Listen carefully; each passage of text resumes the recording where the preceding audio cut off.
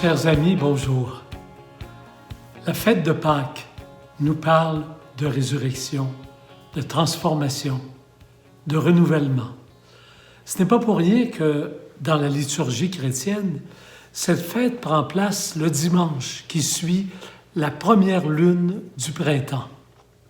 En effet, en ressuscitant, le Christ passe d'un corps ordinaire comme le nôtre à un corps transformé, glorieux.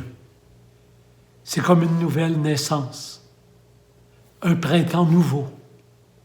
Et que signifie cette transformation pour le Christ et pour nous? Notre corps, présentement, le mien, le vôtre, se transforme sans arrêt. Nos cellules sont constamment remplacées par des cellules plus jeunes.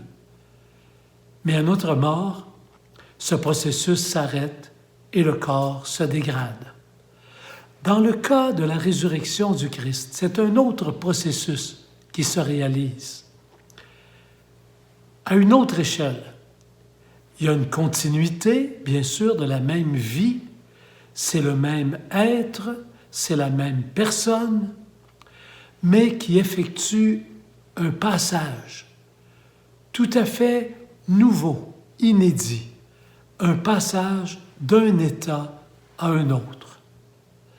En l'occurrence, Jésus passe d'une condition humaine limitée, un corps qui souffre, qui vieillit et qui meurt, à un corps transformé et comme transporté dans une vie totalement nouvelle, une plénitude de vie comme il nous est difficile de l'imaginer.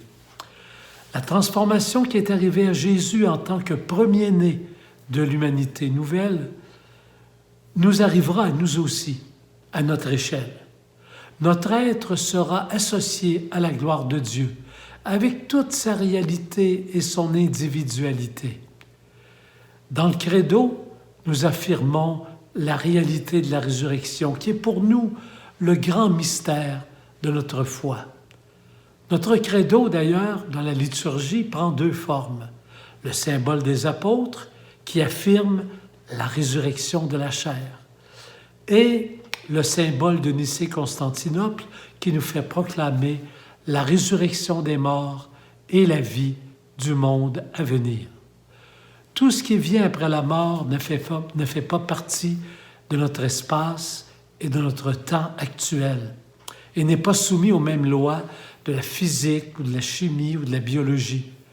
Nous n'en avons pas l'expérience immédiate.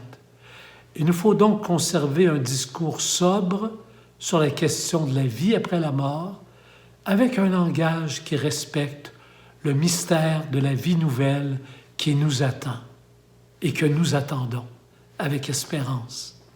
Mais déjà, nous pouvons affirmer aujourd'hui avec joie que nous attendons la résurrection des morts avec le Christ et la vie du monde à venir. C'est le cœur de notre foi et la lumière qui guide nos pas.